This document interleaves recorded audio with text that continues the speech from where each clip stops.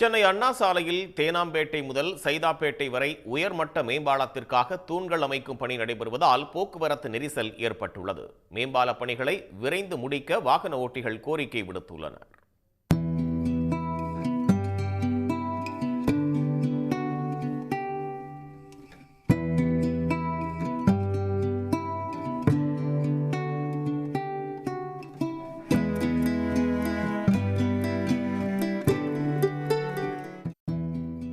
சென்னையின் மிக முக்கிய சாலையான அண்ணா சாலையில் எப்போதும் போக்குவரத்து நெரிசல்தான். இதனை குறைக்கும் பொருட்டு தேனாம்பேட்டை முதல் சைதாப்பேட்டை வரை 3.5 கிலோமீட்டர் தூரத்திற்கு உயர்மட்ட மேம்பாலம் அமைக்கப்பட உள்ளது.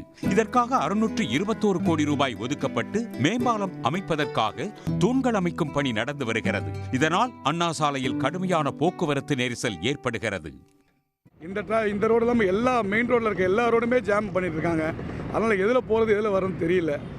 கன்ஃபியூஷனாக இருக்குது. ஒரு நாளைக்கு ஒரு ரோடு, இந்த ரோட்டில் போனால் திடீர்னு பார்த்தா அந்த ரோடு மாறுது, அந்த ரோட்டில் போனால் மறுநாள் பார்த்தா அந்த ரோடு மத்திய கைலாஸ் ரோடு அப்படி தான் இருக்குது. ஏதாவது ஒரு பக்கம் ஆரம்பிக்கலாம், ஒரு பக்கம் ஃபைனல் பண்ணலாம், அதுக்கப்புறம் ஆரம்பிக்கலாம். அதேமாதிரி கிண்டி இது நம்ம டி நகரில் பிரிட்ஜு போகிறாங்க பாருங்கள், அதுக்கு ஆரம்பித்து கிட்டத்தட்ட ரொம்ப வருஷம் ஆகுது. அதையாவது ஒரு ஃபைனல் பண்ணலாம். ஏன்னா சுற்றி மக்கள் ரொம்ப கஷ்டப்படுறோம். மெட்ரோ இது ஸ்டார்ட் பண்ணுறாங்க, சரியான டிராஃபிக் ஆகுது, போகிறதுக்கு ரொம்ப சிரமமாக இருக்குது.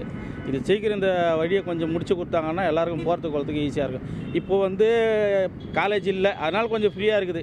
ஸ்கூல் காலேஜ் இல்லாதனால ஃப்ரீயாக இருக்குது. ஸ்கூல் காலேஜ் இருந்துன்னு வச்சிங்களேன், இன்னும் அதிகமாக, அதாவது நடந்து சைக்கிளில் போகிறவங்க கூட முன்னாடி போயிடுவான், காரில் போகிறவன் 2 ஹவர் 3 ஹவர் கழிச்சு தான் போகிறான் பின்னாடி.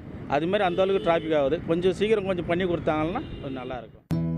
மேம்பால பணிகள் நிறைவுறும் போது மிக பயனுள்ளதாக இருக்கும் என்று வாகன ஓட்டிகளும் பொதுமக்களும் மகிழ்ச்சி தெரிவித்துள்ளனர்.